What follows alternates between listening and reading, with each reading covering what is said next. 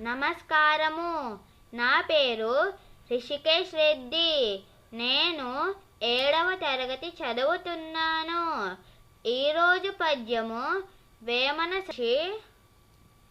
ఎప్పుడెప్పుడు బల్కు.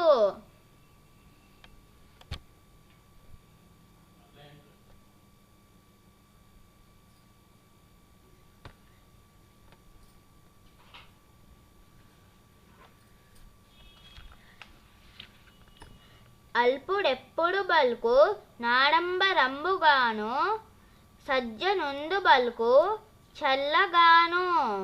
కంచు మ్రోగునట్లు కనకంబు మ్రోగున, విశ్వదాభిరామ వినురవేమ.